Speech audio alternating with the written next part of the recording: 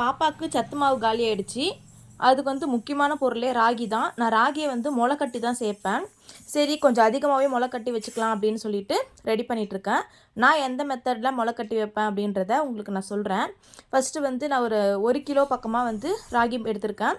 ராகி வந்து நல்லா நாட்டு ராகியாக வாங்கிக்கோங்க. நாட்டு ராகினா ரொம்ப குட்டி குட்டி குட்டியாக இருக்கும். நல்லா பார்த்து வாங்கிக்கோங்க.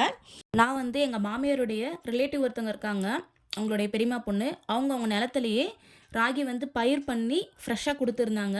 அவ்வளோ ரொம்ப நல்லா இருந்தது. குட்டி குட்டி குட்டியாக இருந்தது. நான் இதுக்கு முன்னாடியே ஒரு வாட்டி இது செஞ்சுருக்கேன். முளைக்கட்டி பாப்பாவுக்கு ஆல்ரெடி ஒரு வாட்டி சத்து மாவு அரைச்சிருக்கேன். இது நான் செகண்ட் டைம் செய்கிறேன்.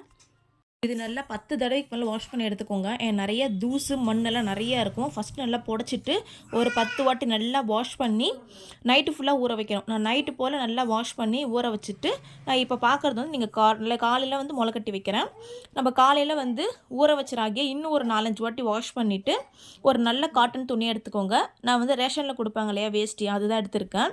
நான் ரொம்ப நிறையா இருக்கிறதுனால 2ஆக பிரித்து முளைக்கட்டி வைக்க போகிறேன். இது வந்து நம்ம வாஷ் பண்ண ராகியை இந்த துணியில் நல்லா கட்டிக்கோங்க. நல்லா இறுக்கமாக கட்டிக்கோங்க. அதில் இருக்க தண்ணியெல்லாம் மொத்தமாக வடிஞ்சு வரட்டும். இப்போது ஒரு பாத்திரம் எடுத்துக்கோங்க. அந்த பாத்திரத்தில் கொஞ்சமாக தண்ணி விட்டு அதுக்கு மேலே ஃபில்ட்ரு மாதிரி ஓட்டையாக இருக்கிற மாதிரி தட்டு இல்லைன்னா கிண்ணம் மாதிரி எதாக இருந்ததுன்னா அதை வச்சு அதுக்கு மேலே இந்த முளைக்கட்டி வச்சுருக்க பையை வச்சுருங்க. வச்சு அதுக்கு மேலே அடிகனமான ஏதாவது ஒரு பொருளை எடுத்து வச்சிங்கன்னா ஒரு கரெக்டாக ஒரு 1.5 நாளில் வந்து நல்லா முளைக்கட்டி வந்துடும். இப்போ நான் முளைக்கட்டி 2 நாள் கழித்து உங்களுக்கு பிரித்து காமிக்கிறேன். எந்த அளவுக்கு முளைக்கட்டி வந்திருக்குன்னு பாருங்கள். அவ்வளோ ஃப்ரெஷ்ஷாக சூப்பராக வந்திருக்கு. நீங்கள் லைட்டாக தண்ணி மட்டும் தெளித்து விட்டால் போதும், வேறு எதுவும் பண்ண வேணாம். மார்னிங் ஒரு வாட்டி, சாயங்காலம் ஒரு வாட்டி லைட்டாக தண்ணி மட்டும் தெளித்து விடுங்க. 1.5 நாள் இல்லை 2 நாள் நல்லா முளைக்கட்டி சூப்பராக முளைச்சி வரும். இதை காய வச்சு நான் பாப்பாவுக்கு சத்துமா வரைக்க போகிறேன். அதை நெக்ஸ்ட் வீடியோவில் ஷேர் பண்ணுறேன். பாய்.